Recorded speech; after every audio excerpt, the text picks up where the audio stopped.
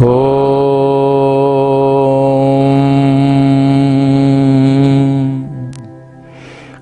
Shankara is essentially a humanist.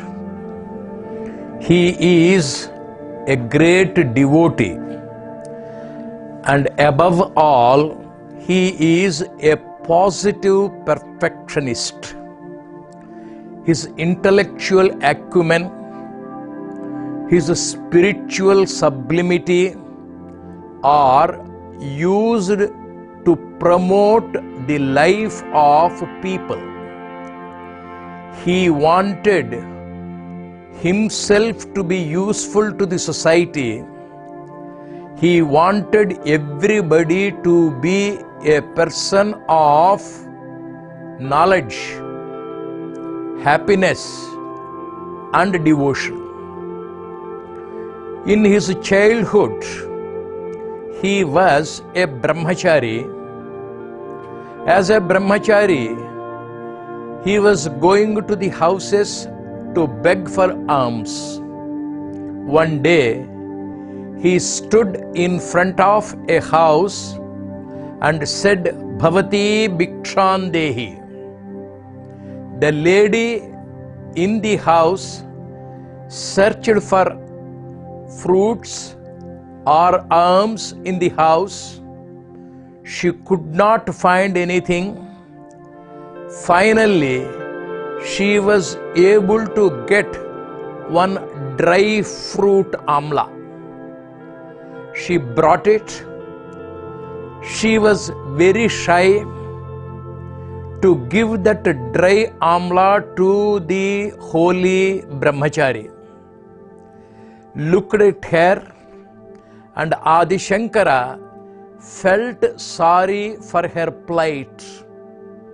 Immediately, he closed his eyes, meditated on Goddess Lakshmi, and sang the great Kanakadhara Stuti or Stavam.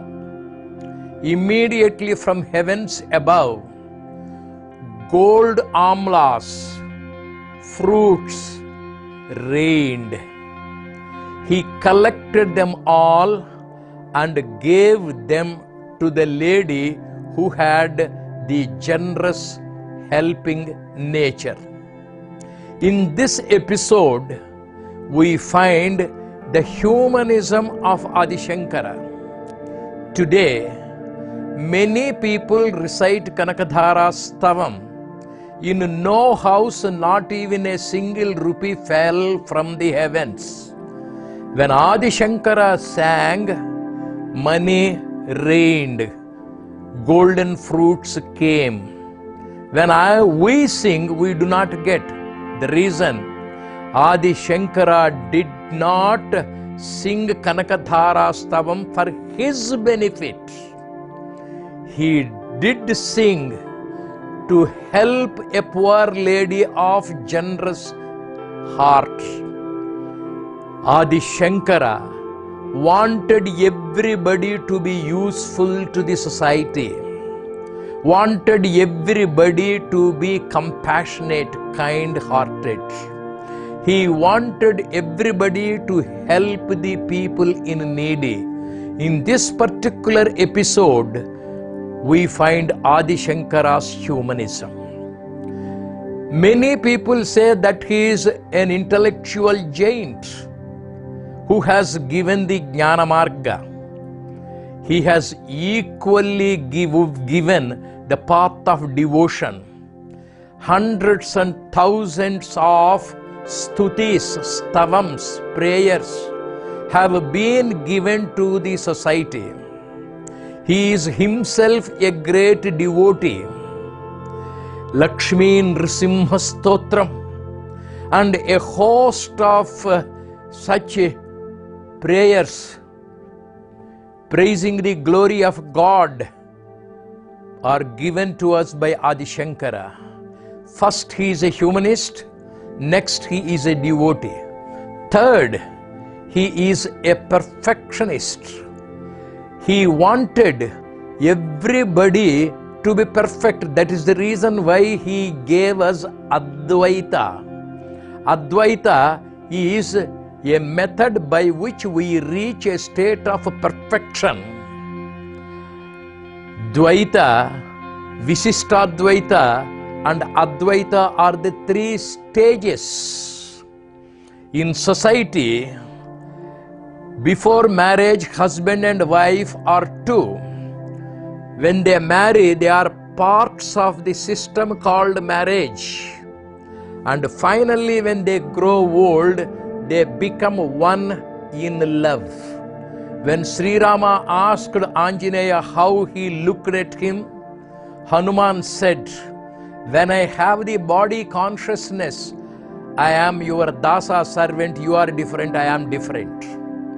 When I have the Jivatma Bodha, I am the Jiva, you are the Paramatma, you are the whole, I am the part, I am a part of the whole." Next, he reached the highest state, Tvamevaham Ahameva Tvam. An employee initially finds himself to be different. Next, he becomes a part of the organization. Third, he identifies himself with the organization. It is with the total identification with the institution or organization we reach the perfect state of administration. And Buddhism was Sunyavada.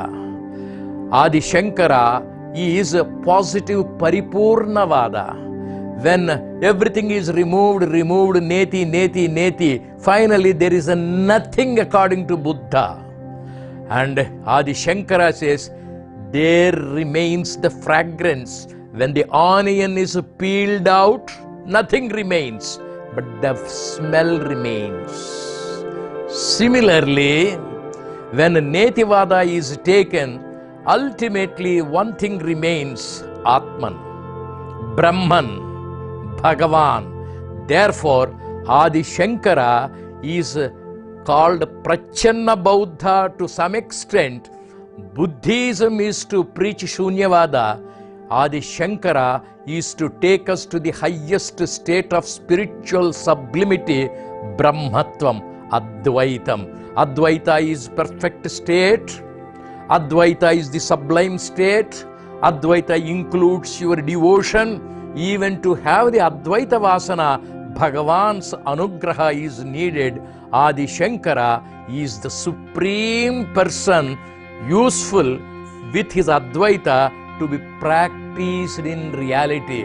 Advaita is practical Vedanta. Hari Om Tat Sat. Thank you very much.